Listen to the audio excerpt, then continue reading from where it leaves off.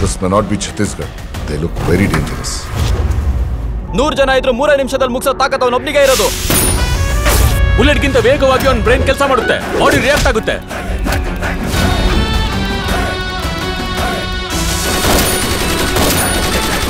ಆದ್ರೆ ನಿಮ್ ಸರ್ಕಾರದಿಂದ ನಿಮ್ಗೊಂದು ನೋಟಿಸ್ ಬಂತು.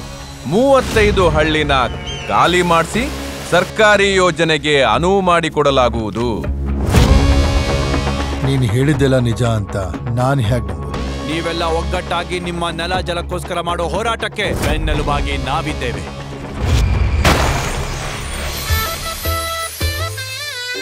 ಕನ್ಸ್ಗಳನ್ನ ಕಟ್ಕೊಳ್ಳೋದಕ್ಕೆ ನಿಮ್ಗೆ ಯಾರು ಇಲ್ವಾ ಅಂದೆ. ಕಾಲದ ಕೈಗೊಂಬೆ ಆಗಿ ಮನಸ್ಸಾಕ್ಷಿ ಕೇಳೋ ಪ್ರಶ್ನೆಗಳಿಗೆ ಉತ್ತರ ಹುಡ್ಕೋನು ಎಲ್ಲ ಇದ್ದು ಅನಾಥಾನೆ. ಅಯ್ಯ, ಅಂದ್ರೆ ನೀವೇನ್ ಸನ್ಯಾಸಿನಾ?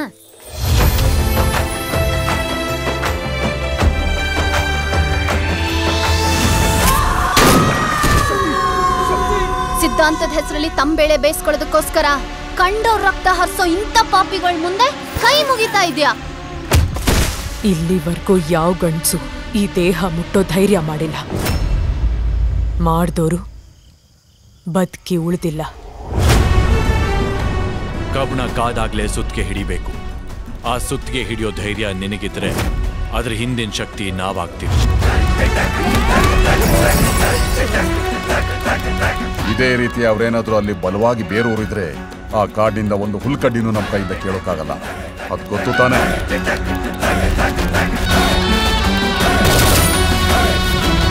ಹುಡುಕಿದ್ರೆ ಇಂಥ 3 ಬುಲೆಟ್ಟು ಈಗಲೂ ನನ್ನ ಬಾಡಿಲಿದೆ. ಟ್ರಾನ್ಸ್ಫಾರ್ಮರ್ ಮೇಲೆ ಬರ್ದಿರೋ ಡೇಂಜರ್ ಬೋರ್ಡ್ನ ಓದಿದ ಮೇಲೂ ನಿನ್ನಂತ ಆಯುಷ್ಯ ಕೆಟ್ಟವನ್ ಮಾತ್ರ ಅದಕ್ಕೆ ಮುತ್ತು ಕೊಡೋ ಮೂರ್ಖತನ ಮಾಡ್ತಾರೆ. No advice, no sacrifice, and no compromise.